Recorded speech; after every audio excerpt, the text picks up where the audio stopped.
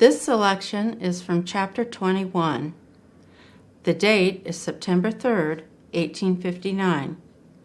In this scene, Haven is dreamily waiting for Timothy to come calling on her after a month of not seeing him.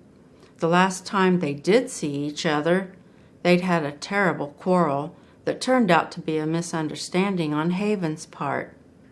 This is from Haven's point of view. A month of separation and exchange of misses had passed, and Haven still felt the pangs of remorse over what she'd done to Timothy.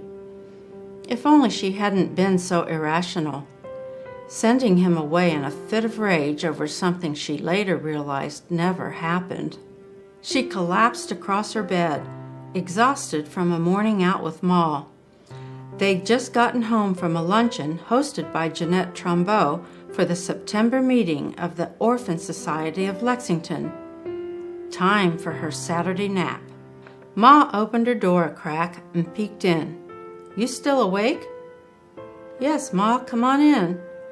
Haven rolled over on her side. "I thought I'd catch a few winks before Timothy arrives." "Good idea. I'm glad you two made up. I just wanted to thank you for going with me to the meeting. I'm pleased the ladies voted to have the holiday charity ball at the Phoenix Hotel." "Me too. It was unanimous." Haven's head fell back on her pillow. "I can't wait until November." "I'll leave you to your beauty rest." Ma kissed her cheek and left the room. Closing her eyes, Haven fancied herself dancing the evening away, a princess with her handsome prince in their magical kingdom. Timothy. Goosebumps sprouted across her arms like itty-bitty pearls as his image appeared majestically on the back of her eyelids.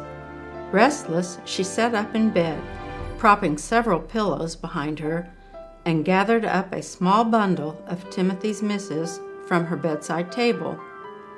A thin scarlet ribbon held them together.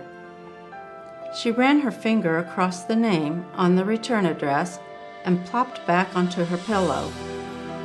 Timothy Locker. Her arms prickled again at the mere whisper of his name. With a wistful sigh, she slid the latest missive from the stack and began to read. "My dearest Haven, your letter came to me as healing oil, a balm of Gilead, for I'd felt within me a wasting away of my spirit since we last parted.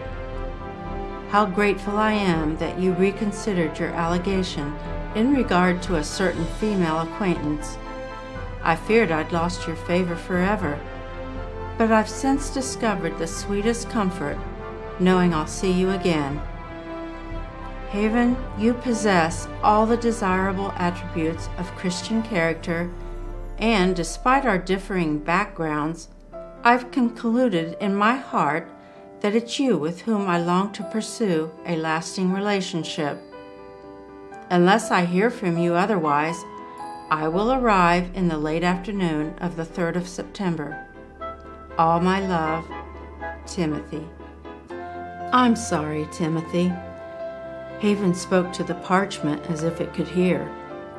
With his letter in her hand, she rolled over and stared out the window, amused by the playful antics of 2 chipmunks frolicking on her balcony.